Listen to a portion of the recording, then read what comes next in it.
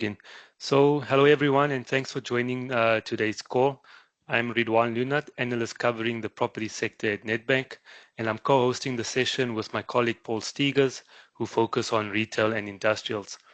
We're very pleased to have Stacy Saggars with us today, Commercial Growth Director in the Insights Division at Kantar. Stacy brings about over 20 years of experience in consumer research across sectors like FMCG, banking, retail, and telecoms. She leads Kantar's Mzansi Barometer and Africa Life Studies, which tracks how consumers across South Africa, as well as other key African markets, are responding to shifting economic and social realities, from media and digital habits to household finances and online shopping. We look forward to unpacking the 2025 Mzansi Barometer findings with Stacy and exploring what they mean for our clients as well as investors. We will have a Q&A session at the end. Please feel free to use the chat box provided. If you'd like to ask it in person, please raise your hand and we will unmute you. With that, I hand over to Stacy. Thank you. Cool. Thank you, Ridwaan. Hi, everybody. It is really cool to be here today.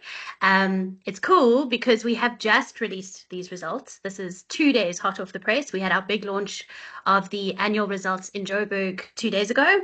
And you guys are the first webinar that I'm holding since then. So it really is all new news. So we have been tracking this consumer data since the time of COVID. It started in 2020 when everything changed and our clients said to us, how is consumer behavior changing and what does that mean for my brands? So we started asking some really general questions around South African behavior and realized that clients who are predominantly, in Kantar's world, our clients are predominantly brands that are wanting to understand how to respond to consumer needs. And what they realized is that they tend to commission a lot of category specific research, but rarely have the opportunity to zoom out and see what's happening at a broader level. So that is why we are still here today and why we now have the 5th iteration of the results.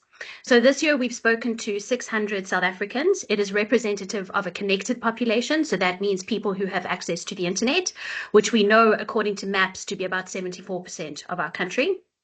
There are 3 analysis lenses that I tend to use throughout the report.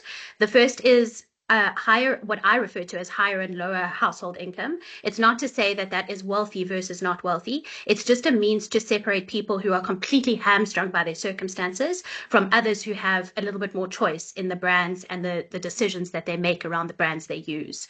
So that measure is lower is referred to as households who earn less than a combined income of 10,000 Rand a month, and higher income is households that earn more than 10,000 Rand a month. Please, again, that does not mean wealthy households, as I'm sure you can tell from that definition.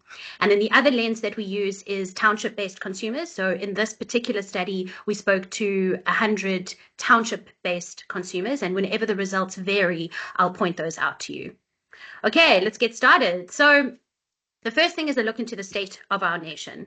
Each year we ask South Africans, what are you most concerned about? And we give them a really long list of things to choose from.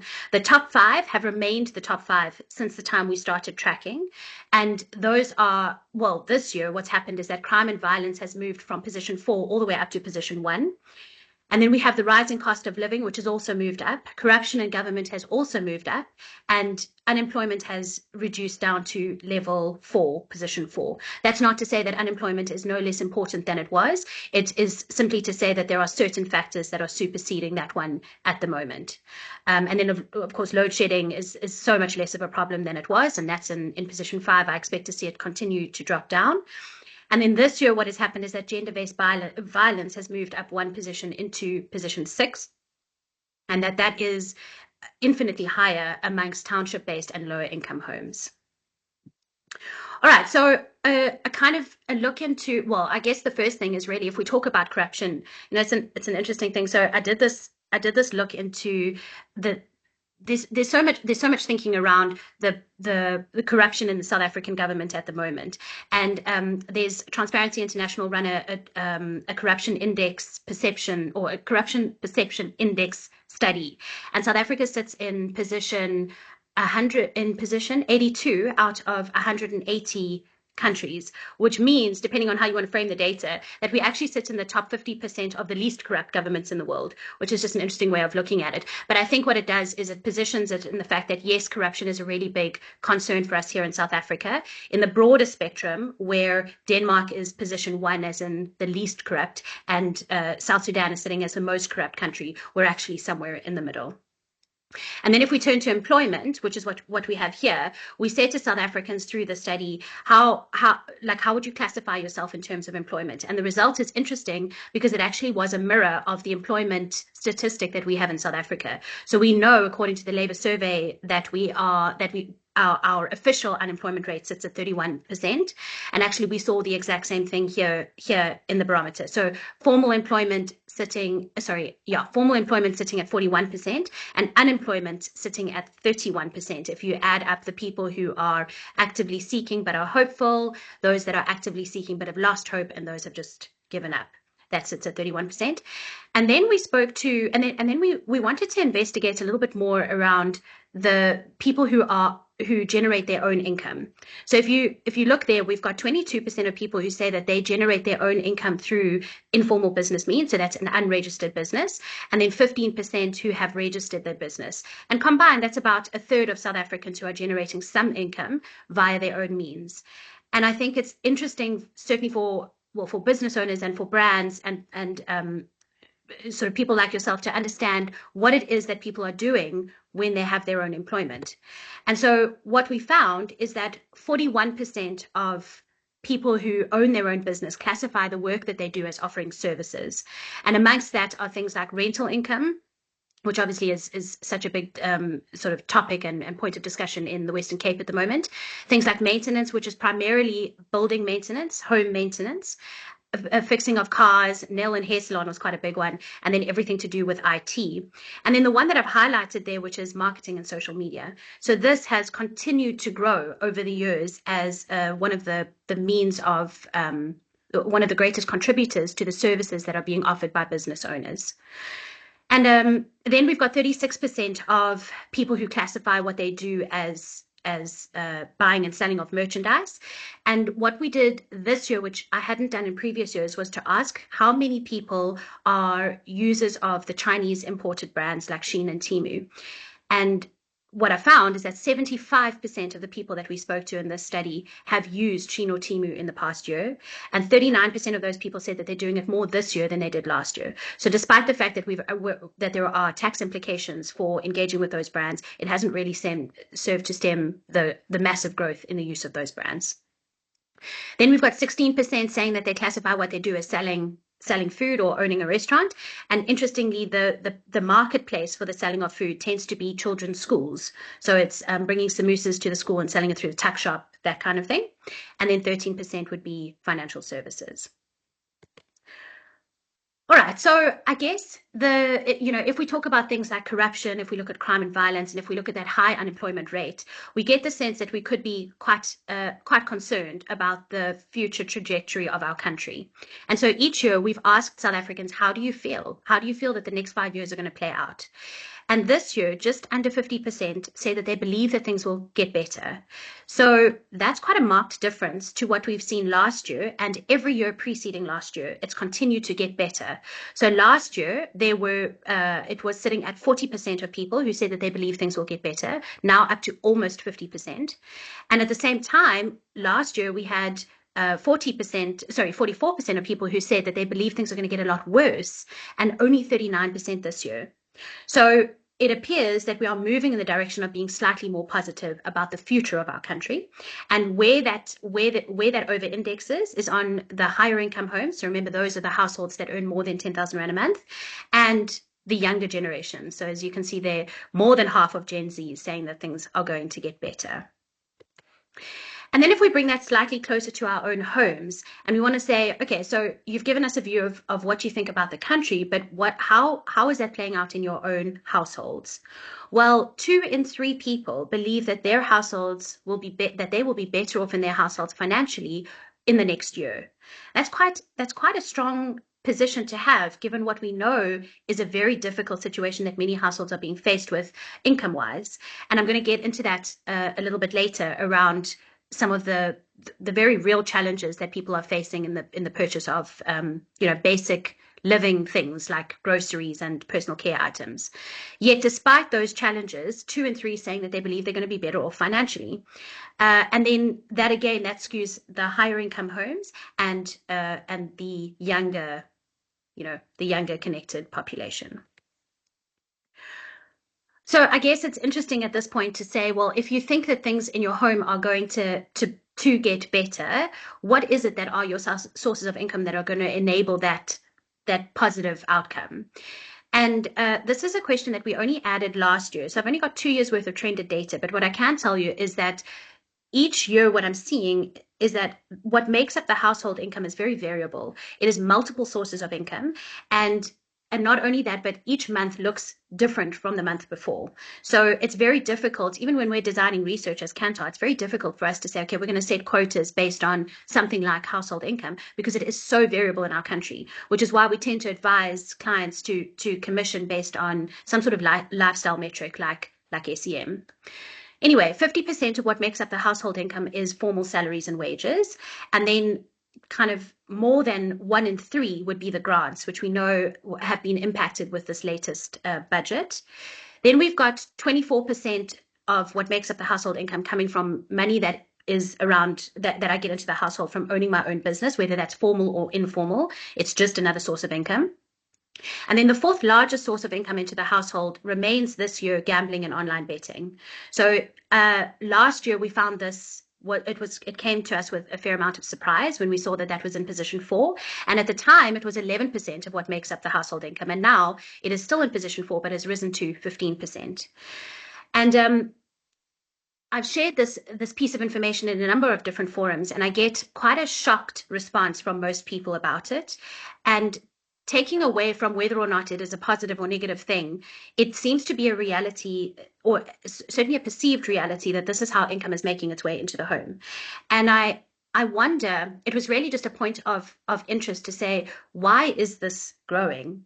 And as Kantar, we had quite a few discussions with our consulting team to see whether they were seeing the same thing when they consult on business strategy. And what they were finding is that we're almost leading this kind of trend for online betting and online gambling by creating a society that is so gamified.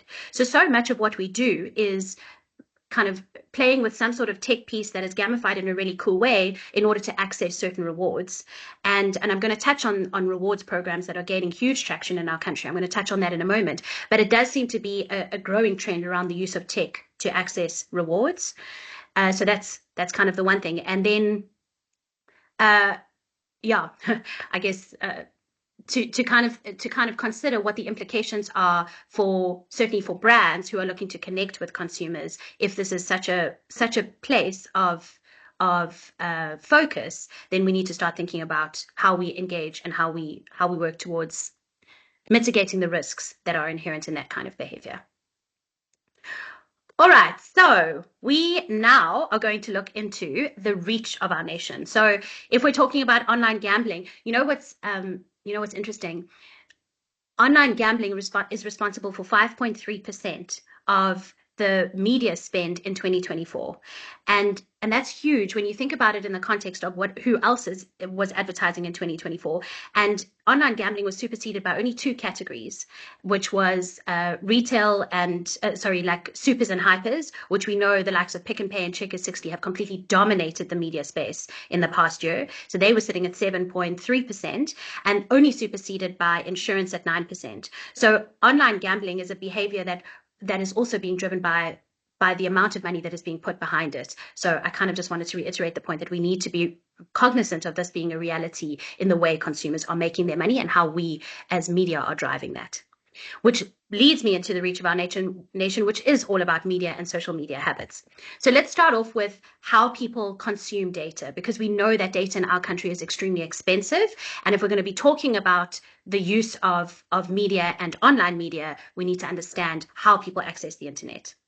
So Over 2 in 3 will access the internet using the Wi-Fi that they have from home and at work. And then the remaining third will do so using their mobile data. That is almost at a 50-50 split if we look at lower income homes and township-based homes, but obviously higher income homes would naturally skew higher on accessing Wi-Fi from home and work, simply because there's greater infrastructure laid out, although there is huge inroads being made into less organized spaces. And then we look at the media channels. This is such an interesting point of it leads to a lot of debate when I talk to brand marketers in particular. So when I say net increase, what I'm referring to is what's left when you take the people who say I'm doing this a whole lot more and minus out the people who are saying I'm doing this behavior a whole lot less this year versus last year. And in your top 2 positions, they remain the top 2. They have remained the top 2 since I started tracking this, which is the use of instant messaging apps like WhatsApp and email. Interestingly, I know that instant messaging apps are dominated by WhatsApp, but there is an interesting trend coming through an app called Moya app, which I'm going to touch on a little bit later, which is a 0-rated platform. And there is a huge amount of conversation happening in their direct messaging platform because they've got 4.5 million subscribers in South Africa. So that seems to be a challenge to WhatsApp, which is still such a data usage channel. All right, then we've got online video and social network that continue to grow. They've always stayed somewhere between the 60 and 70% mark. So remember, that would be growth year on year. And obviously what we're referring to there is increased consumption, because we know the penetration can't get any bigger than it is amongst connected South Africans. Then an interesting thing that happened this year, which we kind of chose to do, was to split out. In previous years, we've looked at the streaming of music and listening to podcasts as one media channel. This year, we decided to split it out and see which one was driving the growth. So what we see is that streaming of music is showing massive growth, at a massive net increase at 50%, and that listening to podcasts is similarly showing very high growth at 36%. Last year, the combined growth rate of the two of those was 43%. And this year, you can see it is so much higher. It is exponentially growing in relative terms to the growth that I've seen on other platforms since the time we started tracking. TV on demand remains at the 40% mark in terms of growth. That stayed there the whole time. AI services, so specifically ChatGPT, that's sitting at a 31% net increase, which, to be honest, I was quite surprised at. I thought it would be higher. It was 19% last year. I thought it would be higher because I think it's so big in my world and perhaps in your world, but at the broader societal level, it still needs to gain some sort of popularity. And and then we've got our 2 traditional channels, TV and radio, which I think I want to show you in a trended way. But suffice it to say that it's getting more and more difficult to ask consumers whether they are consuming offline TV and offline radio versus online TV and online radio, because the classifications are so blurred, and I don't think people really know the difference anymore. So much so that I wondered when I was doing the analysis for the study, and I saw that radio had increased this year versus last year. And I thought, but where do we even have the opportunity to listen to offline radio? The only place it can be done is in your car. I don't see anybody else toggling with like little buttons trying to tune into like an FM frequency. You've got to listen to it online, even though there are the traditional radio stations, but they're in an online space. So I'm wondering whether I need to change the classifications into next year, because I don't know if traditional TV and radio even exist. Having said that, I do want to show you the change in growth over the years, because this is always particularly interesting to people who are involved in the media space. So what you're seeing here is the net growth over time. The first point is that it is still a net growth. So radio is not in decline, TV is not in decline, even amongst a connected population, but the growth is a hell of a lot slower year on year versus itself, as well as versus your online platforms. I've chosen net online video just as an example, but it's a very similar picture when you look at social media growth, which is a lot higher than the other 2 traditional channels and increasing year on year. Similarly, with listening to podcasts and streaming of music, you can see a similar pattern, but it is more accelerated than what we saw with online video and social media. And only because I can, and because I thought this isn't the type of content that you guys would regularly see, so I thought I'd give you a little touch of where South Africans are at in the podcasting space. when we did the official launch that I mentioned we had 2 days ago, we had the head of the Africa Network, Africa Podcasting Network, do a sort of guest appearance with us and chat about what's happening in the podcast space. And I thought, because it's so fresh, I'm going to share it with you. The interesting thing about podcasting and why it's growing so fast in South Africa is because it is a reflection of what's happening in our political and somewhat economic climate, but predominantly political. So you've got this interesting space which is unregulated, and that's obviously one of the big concerns at the moment, is how unregulated it is. And you may remember in MacG's show, so he's second on the right, on the left, where there's this whole, how much can I say given how much influence I have in South Africa? And then we've got the lawyers saying, oh, actually we need to start regulating content because it has such exposure. So that's kind of very contested at the moment. And then you have things like in politics, you've seen how podcasting is playing, how politics is playing out in the podcasting space. And recently, you guys may have heard of the Piers Morgan show, where Dan Corder and a couple of other podcasters were invited in to talk about what's happening in the political space in South Africa. So they didn't get economists, they didn't get politicians, they got podcasters on because they are so in tune with what people are saying. So there's a couple of others. The US presidential election played out in the podcasting space, and we had the Alex Cooper show. She runs a podcast called Call Her Daddy, and we had Kamala Harris go on there and say that she is part of the daddy gang. Can you imagine politics playing out in such a bizarrely democratized way? So I guess I just wanted to give you a little bit of insight from what was shared with us in the South African podcasting climate. All right, and that has now given rise to what we're seeing in the specific use of social media brands in this media space. So WhatsApp, as I say, the net increase in WhatsApp remains high. YouTube growth has always been high. That's since the time I started tracking it. But this year, it's the consumption is even higher than it's been in previous years. So last year was sitting at 60% net increase, and this year up to 69%. That is, according to a few sources that we've consulted, driven by podcasting. So there is a lot of, so you have your long form content is sitting in places like Spotify, but your short term, which will be little clips of podcasts that are visual, are playing out in YouTube, and it is gaining traction exponentially. Then we've got in fourth position in terms of growth is Facebook and Facebook Marketplace. That might surprise many people. Last year I split, because it surprised me at the time too. So last year I split out Facebook and Marketplace to see if there was more growth behind one than the other. And actually there wasn't really much. So I've netted them again this year and presented it as one number. And that is followed by TikTok, which has also seen growth since last year, sort of accelerated growth. It obviously, I'm sure you can imagine, but TikTok is in third position amongst township-based and township-based and Gen Zs, but fourth position nationally. And then Spotify has increased hugely, so up from 24% to 34% this year, and more so amongst the Gen Zs than at the national level. Cool. So I've spent a huge amount of time telling you how much South Africans are spending of their time online. And yet we run a separate study at Kantar called Media Reactions, where we speak to media budget holders and we say, where do you plan on investing your money? And then we speak to South African consumers and say, where do you like being spoken to by brands? And what you're seeing over here is the answer to the second piece. It's what consumers say, that where they are happy to hear from brands.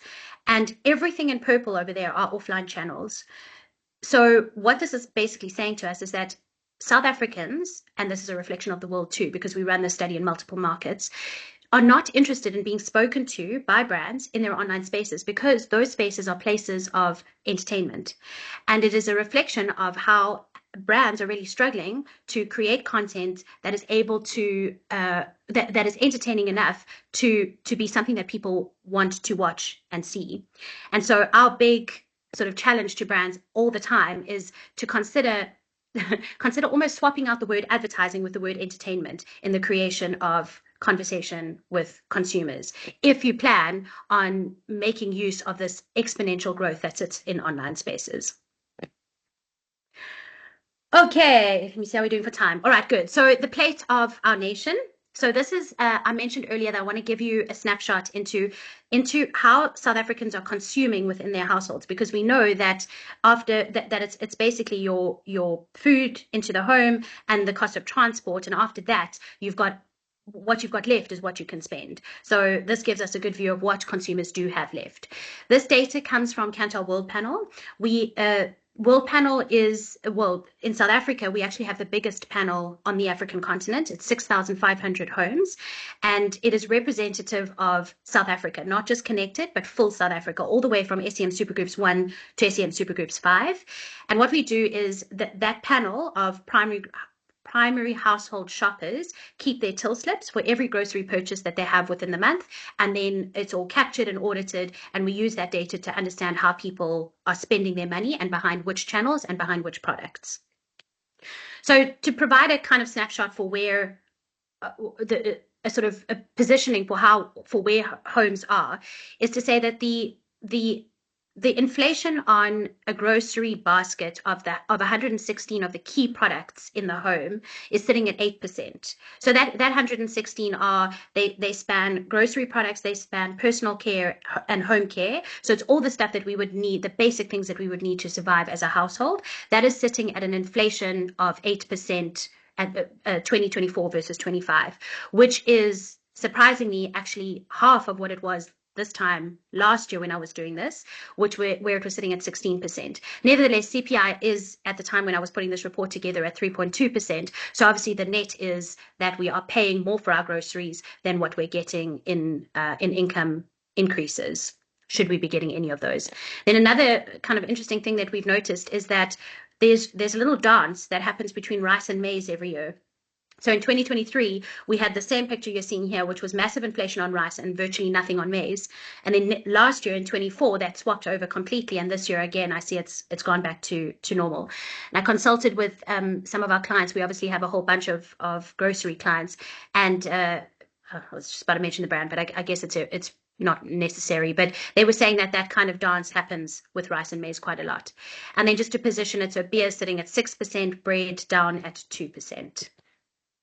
The net result is that we are actually getting less product and less volume into our home, which put differently means we are consuming less. We are forced to consume less in our homes because we are getting less food for the money that we have in our wallets at the end of the day. So from the time, what you're looking at here is the number of packs into the home of those 116 key items that I mentioned. And from the time of December 2022, we started getting less volume into the home, and we've literally never recovered. And that is the product of every single thing being less than it was. So we used to, in 2023, we were shopping about 6.6 packs per trip. That in 24 was down to 6.4. In 23, we had about 111 trips to the store across the whole total of the year. In 2024, that was down to 102. And the spend per trip decreased as well, with the result that 83% of the categories that we track on World Panel are in volume decline, not only value decline. So it really is quite a severe situation that South African households are facing. If we net all of that up to give you a sort of a more netted visual picture of it, you can see that all of our categories are in decline. Beverages and dairy more so than the others. But what's interesting is if you overlay that with what the volume declines were in 2024, you can see that they are accelerated for food and personal care. So the hypothesis was last year that categories that are not as essential as food and personal care were taking a greater hit. So they were being food and personal care were being prioritized ahead of ones that were seen as potentially luxury items. This year, it seems as though that rationalization is no longer possible. We've done all the rationalization we can, and actually across the board, everything is down. Beverages, that almost 12% decline, that is inclusive of alcohol. So it's beverages, alcoholic and non-alcoholic. When I started presenting, remember when we started this report, it was in lockdown, and obviously alcohol was not being sold and whatever. And people were claiming that they were drinking less alcohol. But when we looked at World Panel data, it wasn't saying the same thing.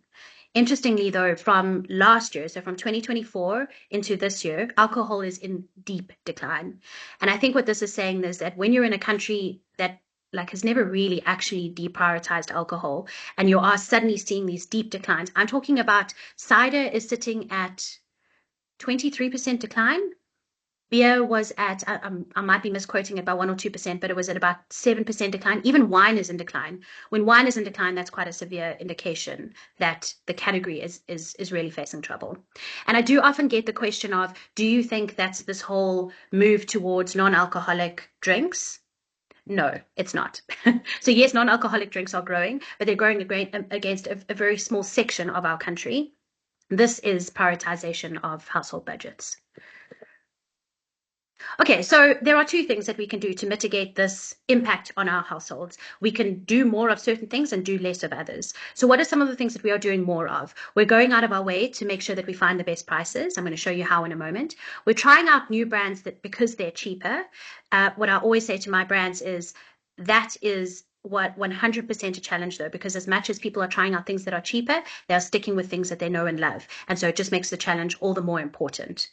And then we've got increasing use of rewards programs to access discounts and rewards. And I'm going to give you a little bit of insight into that in a moment. And then just out of your interest, so people are increasingly shopping Black Friday deals. This was very small in 2020 and has really increased over the years that we've been tracking it. This is a definite trend. People hold out until November and buy the things that they need, the big things for the home. And then there's an interesting thing that has changed this year from previous years.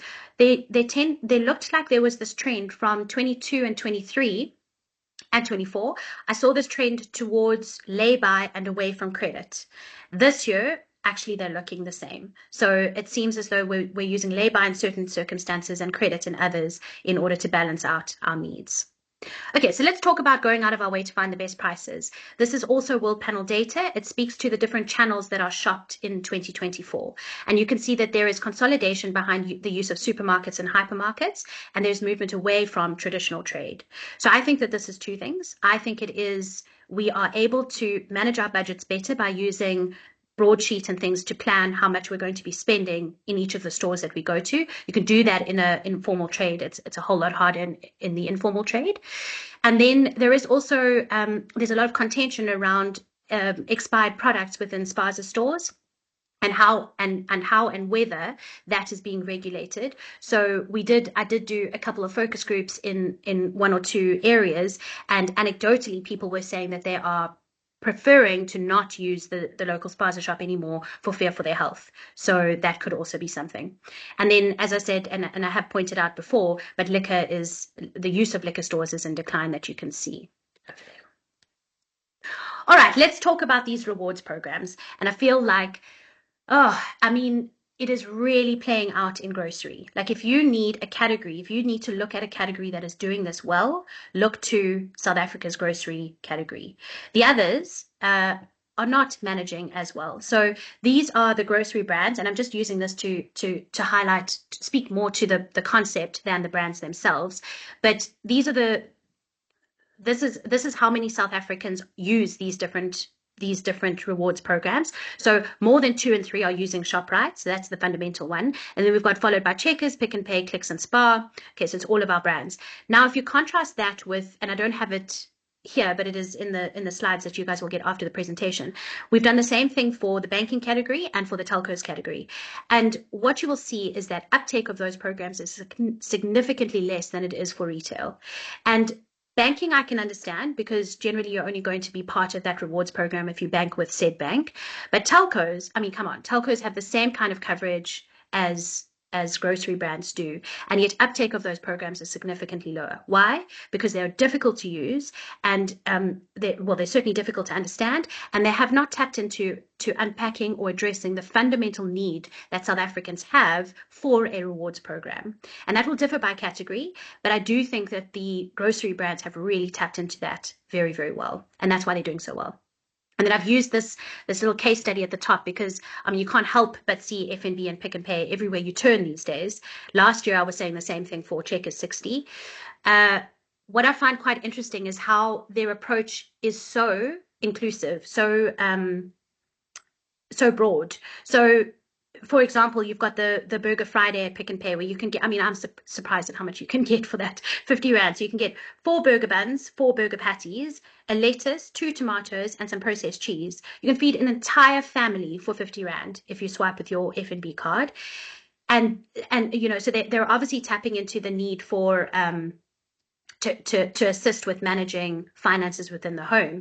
But then they've done this really interesting move and sponsored the Springboks. So not only are you meeting our deep need to survive as a family, but what you're also doing is showing us that you are supporting our country in the sport that has so much behind it. So you're showing us that you're also tapping into the hearts and minds of South African consumers. So as I say, rewards programs are really taking off. They're being driven by this category. And if you're looking for best in class, these are the types of examples you want to be looking for.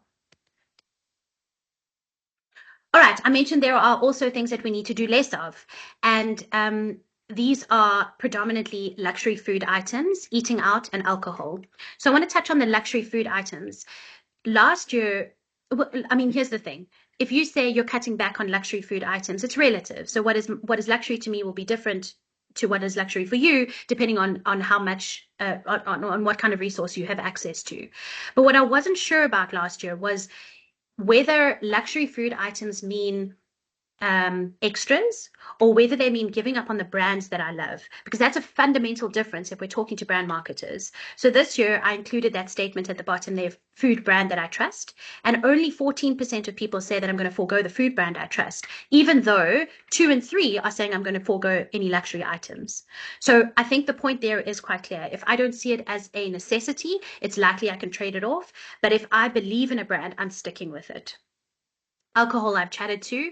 Eating out, yes, eating out is certainly people are doing less and less of it, but what we are seeing people doing more and more of is ordering food in, so through takeaway, QSR, and delivery, and we're going to see that when we look at the online shopping section in a moment. Entertainment down. Oh, and then paid for subscriptions. So this one is an interesting one as well. People are doing very well at the maths behind knowing whether something is value to them, is offering financial benefit or not. So, you know, like for example, with the Checkers 60 and you pay 99 Rand and then you can get as many deliveries as you want in the month, provided each one is worth more than 350 Rand. So people are saying, well, how many would I do in a month? If it's 5, then I'm going to take out the subscription. If it's 4, I'm not going to. So because the cost would be 30 Rand per delivery. So those kinds of, that math is being done and people are making decisions based on value that they know they will get rather than simply because it's easy. So here's the kind of fundamental landing point for brands in South Africa is that we are getting more and more polarized in the way that we are approaching how we are shopping. So 55% of people saying that I'm trying out more brands because they're cheaper, because I need to, simply to survive. And then you have 59% of people saying I'm also paying more for trusted brands. So this is happening, and the point is that we are becoming more and more polarized about how we make our choices. So for brands, the challenge is very clear. It has never been more important to be meaningfully different so that you can make sure that you are in that set of brands where money is prioritized behind so that you continue to grow in this really challenging climate. And we know this is Kantar. This is Brandsy data. So Brandsy is the biggest brand building database in the world. And when we analyze those brands, what we know is that consumers, despite whatever financial climate they are in, are willing to pay 14% more for brands that they see as meaningfully different. What is meaningfully different? It is, in fact, you know what? Here's a great example. So I mentioned that I did some focus groups in Alex Township a while back, and I spoke to one of the women there and I said to her, I was asking her that question, are you buying more cheaper brands? And she said, yes, she definitely is. So I said, all the brands that you buy, are they all cheaper? And she said, yes, everything that she is buying is cheaper because money is really, really, really tight. So I said to her, oh, okay. What brand of dishwashing liquid do you buy? And she said, Sunlight. So I said, oh, why don't you buy the cheaper one? And she said, oh, no, the other ones don't work. So you see, even though in her mind she thought she was downtrading on every category, she's not. And the reason she can't is because she sees Sunlight as meaningfully different. So the challenge to brands is if you can tap into what that meaningful difference is, you can still be amongst the set of brands that are prioritized for spend, while others are downtraded on. Okay, cool. Let's look at online. So online really is growing at the most phenomenal rate in South Africa. Last year, we said, have you ever shopped online? Last year, 82% of the people that we spoke to from this connected sample said that they had ever shopped online. This year, up to 94%. So basically, everybody who is connected in South Africa now shops online. But the fantastic thing is to see that growth in the lower income homes and the township-based homes. Look at that year-on-year increase. It is so phenomenal. And that is being driven primarily by the providers and by how incredibly creative online deliveries have been within townships and areas where the infrastructure isn't as easy to locate. But here's what I think. If you look at the solution within townships, there is no grocery brand yet that has cracked delivery into townships. You've got really amazing tech startups that are doing a fantastic job. They like Delivery CIB. They're doing so well and expanding into townships more and more. But you don't have Checkers 6060. You don't have Pick and Pay ASAP. So the brand that manages to crack outside of the suburbs I think it's a race. I think it's a race to crack outside of the suburbs. That's what I think it is. At the same time, it is being driven by certain brands. I've mentioned Delivery CIB. There are others. One of those is Takealot. So they have this program. I'm not sure how many of you attended this, a similar webinar. Oh, I've done similar webinars last year, where at the time I was talking about how Takealot had created this program alongside the Gauteng municipal government, which was all about providing access to online, overcoming the challenges to provide access to online shopping platforms at scale. And so they partnered with the Gauteng municipal government and they created this incredible program where one person within the community would place an order on Takealot for the people within that community who signed up onto his or her program. And then her home became the place of delivery of the product and then collection by the people within the community. So it solved for so many of the challenges around last mile delivery. And at the time when I shared that, when I did the barometer last year, they were sitting at 700 of these, what they call personal shoppers. And now they're up to 3,500. So it really is growing at an exponential rate. And there's a really good process now in place for how they sign up people and whatever. And it seems as though it is contributing to the growth in lower income and township-based online behavior. So what is the net result at a South Africa level? We are finding that the online channel is a very legitimate source of shopping. So we're becoming a nation that uses both online and offline when we shop. Okay, so just over 1 in 3 people say that they, at a national level, say that they shop more online than they do offline. And then you've got 1 in 3 saying that they shop more offline than they do online. Then you've got the majority sitting at about 40%, up from 30% last year, that say I do both. So it is very clear that we are now dual channel shopping. And if you look at that amongst the different groups, it is playing out particularly amongst lower and higher income homes, less so in townships. So, and I think that is driven by the fact that our big retailers have not solved for this challenge just yet. I don't necessarily think that they should. I think that they should partner with the tech startups and entrepreneurs who are solving for this challenge, but that's just my personal view. What are some of the categories that people are shopping online? Predominantly, it's clothes, shoes, and accessories, and I've kind of shared that stat with you around the Chinese retail brands. And then we've got really high usage of online for the order of fast food and takeaway meals. So this is an interesting space. This very much kicked off during COVID, as you guys will all remember, and it has continued to grow every year. It is enabled by the fact that there is such a tiered pricing structure to QSR meals. I know because we do so much of the research for around the menu for QSR brands. And that, coupled with the fact that your delivery platforms are getting really clever around offering you discounts at important times. So you've got rush hour and then you're paying this much less for rush hour, or you do this many orders and you get that much off, or whatever it is. So finding ways to make the delivery part of the QSR or of the takeaway meal less expensive has also been an enabling factor for why it comes in home.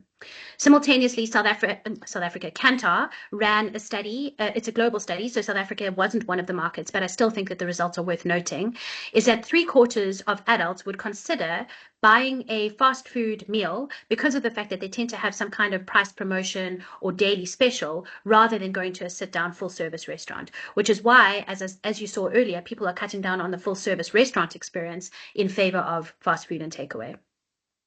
Then groceries, okay, very much that is huge in our country. And the way that we have sold for online groceries in South Africa is a case study to the world. I know, because I'm constantly presenting it to our different affiliates at Kantar. And then household appliances is also an interesting one. Do I have time to share this example? Probably not. Anyway, so a lot of if you go in store, you're often being driven to the online platform for household appliances because there is more choice, and it is easy to deliver. What are the platforms that we are using to accept payments? This does not refer only to online. This is at a total country level. And I've included this because I think this is the type of thing that is very interesting for your audience. Because there tends to be this perception that cash is the biggest thing in our country, and that perception is accurate. So we are using EFT and online banking as much as we're using cash in our country amongst connected South Africa. Then there's all the others around debit card, etc. This data I suspect would be interesting to you. I can cut it by things like Gen Z and by region, if that helps you. Okay, so what is the face of our nation? What are our key takeouts? The first one, and this is not necessarily to brands like yourselves, but it certainly is to consumer-facing brands, is around really thinking about how you are creating entertainment and not advertising.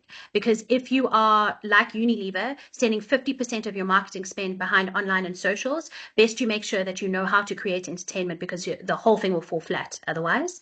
And there's some great, when you guys get the report, you can play these, but these are really great videos to show how you can take things that could be really, really boring and make them hugely entertaining. And we need to consider not using the same marketing principles we do to TV and out of home in our online spaces. Oh, I'm not going to show you now. And then the other one is to fit seamlessly into our lives. So I've spoken about Checker 60/60 ad nauseum because I'm an avid user. But the other one I want to point out just briefly is Moya app. So I mentioned that this has 4.5 million active subscribers on a daily basis, just massive.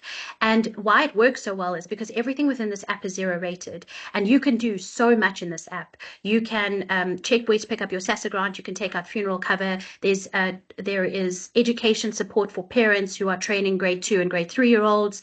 There is, you can access some of the rewards programs from Capitec to FNB to whatever. You can check the live scores for certain games. There is so much that you can do in here. And it works because it has solved for the challenges that South Africa have, which is around data consumption. And it is creating a place for brands to speak to consumers. So we need to fit seamlessly into consumers' lives. Otherwise, we run the risk of being like the telco brands who are unable to fit into our lives, and therefore uptake of their programs remains really low. And then the last one is one that I feel particularly passionate about. If you know anything of me outside of Kantar, you'll know that this is all I speak about, which is that the societal and social issues that we have in our country are absolutely huge. And brands are so well placed to be able to address those challenges, and consumers expect brands to be able to do that. Why? Because we've done such a great job of doing that in the past as brands in South Africa. And the challenge is, though, that 42% of people in South Africa do not believe that brands are taking a support and stand of social issues. And we ran a webinar. I ran a webinar. It was about 7 or 8 months ago, using the results of a study called the Brand Inclusion Index, which is a study that looks into perceptions of inclusion that South Africans have about some of the key brands in the country. So if you don't know about the report, please let me know, because I really want to share it with you. It's important that we know this stuff. And when I was delivering the results to that webinar, I ran a live poll, and this webinar was amongst marketers, and I ran this live poll and I said, if you buy in principle to the idea that we need to be taking a stand as brands, why are you not doing it? And I gave a list of different options, and the main one that came out was, it's too risky. And I understand the sentiment, but the point is, in a country like ours and in a world like ours, which is highly politicized, not taking a stand is as loud as taking a stand. So best you pick a lane and get behind solving for some of the challenges that we have in South Africa, so that you can be a part of the national solution and build your equity as a result. So I've listed here some of the top sustainability concerns that we have in South Africa, and obviously you would want to work with those, align them with your brand, and speak to the things that matter. So that is me for today. I've included in here, when you guys get the deck afterwards, there is a list with contact details for some of the brands that, or at least some of the resources that I've mentioned here, because I tend to get, oh, Stacey, please can you tell me about who I can contact at Moya app, or who I can contact at what was the other one that I didn't reference it with you guys today, but there's some great work in the support of social media and media entrepreneurs. So there's some great resources there. Anyway, there's a number of things that you can reach out to in that report, and you can always chat to me. Stacey, over to you guys to so questions. Thanks, Stacey. That was great, very fascinating. We've got a few questions already coming through on the chat. I'm going to read them out in a minute, but also if you do want to ask a question, please raise your hand, or you can just put them in the Q&A or the chat, and we'll get to them. So the first one from Temi was, are the telecoms rewards not working well because of the, that people are just wary of them with association with phishing, etc.? My sense, I don't have a definite answer on that. My sense is that that's not the issue, because we're quite happy to engage with all kinds of programs in an app when it is a legitimate app. I don't think there's a barrier to the usage of apps, and we know that your telco's points and whatever are linked to your account. So that stuff already exists within the app, and we know that those brands have that access to that information already. I don't think it's that at all. I think if you've ever logged onto a Vodacom app, you'll know how incredibly painful it is, and that's more the reason. Thanks, Stacey. And then a question from Nipo is that, you show in your presentation the food volumes are down, which is interesting. Do you think that's due to absolute reductions in consumption, or more downsizing and mix? And do you think some of the volume is shifting to informal or untracked channels, even though you say there's more growth in the modern trade at the moment? Yeah, that's a good question. So there isn't more growth in the modern trade. There is just a redistribution of where the spend is. So the spend itself remains the same. In fact, the spend is down, but there is a consolidation behind those channels when it is being spent. So I'm not saying that modern trade is growing, but to answer the question, it is not around downsizing, because that the metric that I gave you there is not actually volume; it's packs of volume. So if it were just a case of downsizing, then we wouldn't see such a change in the number of packs. So it is actual volume. So what it means is that we are consuming less because we're not getting as much product into the home. Got it. And a question from Arisha is, with the loyalty programs, are the use of the different ones mutually exclusive, or are they used concurrently? 100% concurrently. In fact, there is a near 100% correlation when you run the one next to the other. You can see that they're all used. With the only exception being Spar and Woolworths, there tends to be more exclusive use of one versus the other. Interesting. Okay, and a question from Nicholas Rogers. To what extent is ordering ready-to-eat or heated food ordered online from the big four retailers, especially 60/60, competing with online food deliveries versus fast food, like famous brands, etc.? Yeah. And I can't answer that directly, but it's such a great question. And I'll tell you it's a great question because we get the exact same question from the retailers themselves running research. I have to think, based on the fact that they are sending us that kind of a brief, that it is happening, because how else can you justify getting that question so very often? So I think it is. And the other thing I think is, when we do research for QSR brands, we are increasingly including in the list of brands in that research, we're including your retailers. So it has to be happening. Perfect. And then I've got a question, Stacey, for you. Like you showed one of your slides saying there's more dual online channel shopping at 40%, which was up from 30%. So where is it down? If it is down, is the pure online coming down, or is the pure in-store coming down? It's also a question, I guess, for Ridwaan's property companies, from the retail perspective.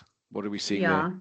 Yeah. So it was taking from when the dual online and offline went from 30 to 40, and that came from, it was predominantly from those that said that they were shopping more offline. So it was people who were predominantly offline now moving into dual channel usage. Got it. And then fascinating, your first slide, I think it was on, or one of the slides was on the unemployment, or sort of how, the income slides and the unemployment, which you say correlates quite closely to the South African official unemployment rate of 31%. But there was a comment from one of the CEOs of the banks recently saying it's much lower because of this huge informal sector jobs that we're seeing. I think it was Capitec who said that. But it sounds like from the respondents that you have, which a lot of them are in the townships, that actually it's not, that it is 30-odd% unemployment. Would you agree with that statement then, or not? Yeah, I feel like, oh, who am I to go up against the CEO of a bank, really, with my little view? But honestly, I don't believe that. I don't believe that. I 100% know that the informal trade is very big, and I know that the informal trade is, what's the word I want? It is not continuous. 1 month there's some money, 1 month there's no money at all. 3 months there's no money, and then suddenly there's a little bit more money. So it's not consistent, which means we can't call it employment, and it's really difficult to generate that. So it needs to exist alongside something that is more continuous. So yeah, so that's my personal point of view. But then if we do look at this data amongst connected South Africans, so it's not the full population, but amongst connected, what we see is that people are not saying that. So if we add 40% at formal employment with the 40% of formal employment with the 30% saying that I get my income through other means, that's how we get to our net unemployment at 31%. Got it. I got one or two last ones. Ladies and gentlemen, if you do want to ask a question, please just raise your hand or type in the chat. You mentioned that I think 83% of the FMCG categories are in decline. So clearly there's 17% that's perhaps not in decline or stationary. Which are the ones? Can you mention some that are actually growing, Stacey, at the moment? Yes, let me just get there. I remember, so I looked at this analysis a while back, so I can't remember the categories, but I do remember that they all skewed upper income. So they were the types of categories that would only be consumed by people who had excess money.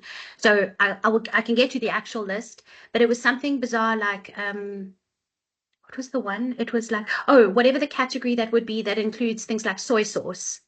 It was that kind of stuff. It was the non-essential items that would skew higher income.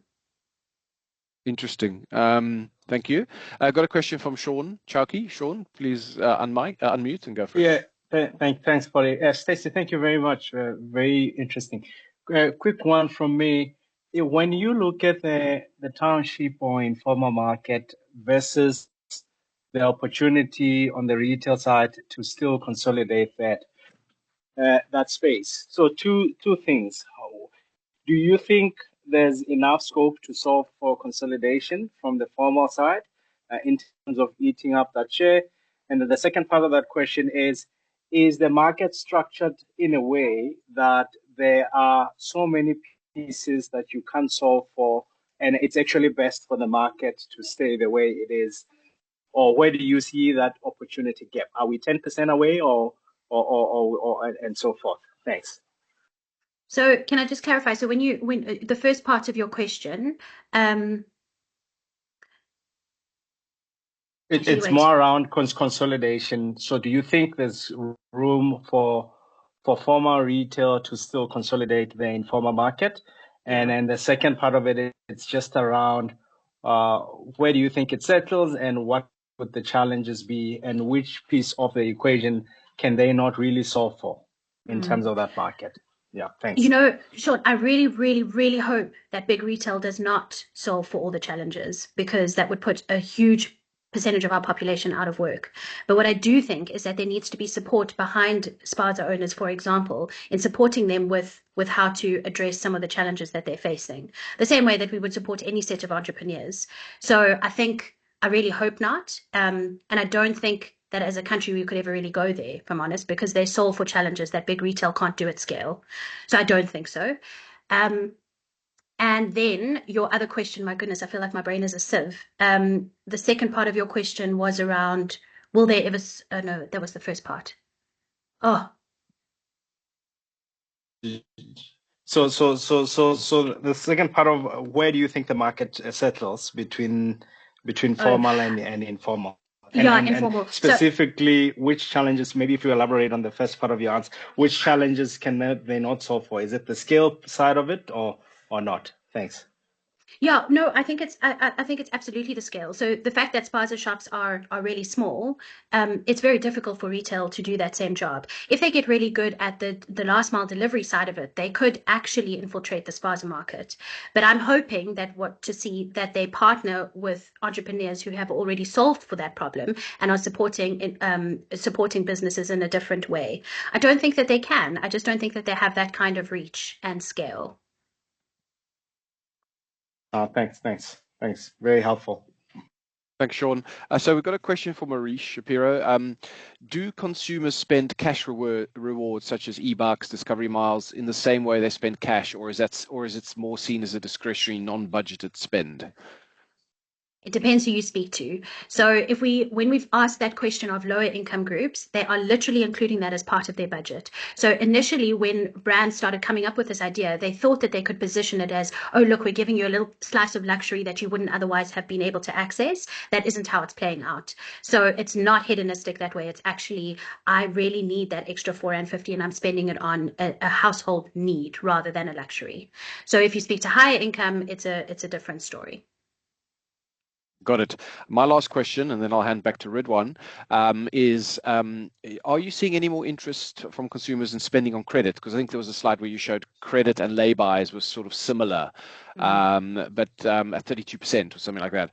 Where was that last year? And, what are we seeing on that side, on the credit side? So I'll actually share with you a slide from last year because it was very interesting to me how credit was fewer and fewer people were taking out credit as a means to buy items in 22 and 23. This year, it's now back up again. So there was a 7 percentage point decrease in the use of credit, and almost all of that went into lay-by in 2022 and 2023, and then this year it's netted out. So I'm not saying that people are buying more credit now. I'm saying that people are playing off both and using both to manage to buy the things that they need. So the justification for not having used credit last year was obviously the cost of credit. And it was interesting to me at the time that people were talking about, when we had those focus groups last year, they were talking about how they didn't want to spend an extra $1.50 over 3 months in order to access a dress or a pair of shoes or whatever it was. And so the cost of that credit was a really legitimate concern. But it seems now we're playing off the two against each other.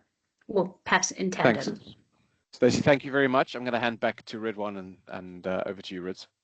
Perfect. Thanks, Paul. Maybe just one last question from me. I know we're a bit over time, but Stacey, when you look at the report, there is some information that comes through as a bit, let's say, a bit somber in the case where spending is coming down. But there was a slide where you talked about increasing optimism about the future, specifically with younger and higher income groups. I just want to know, what's driving that increase in improvement in sentiment? Is it just lower interest rates or something specific? No, I don't think that consumers rationally think about interest rates when they think about optimism for the future. It's just humans are not rational that way. But what I do think it is a belief that there is some kind of control that they have over the circumstances that they are in. So when I looked at that metric during the time of COVID, it shot through the roof. People felt so uncertain about what was happening that they didn't know what they had control over versus what they do or don't. And now, just watching the progression over time, it's an understanding that while times might be tough, I am the one in control of what's happening in my home, and I'm finding ways to make it work.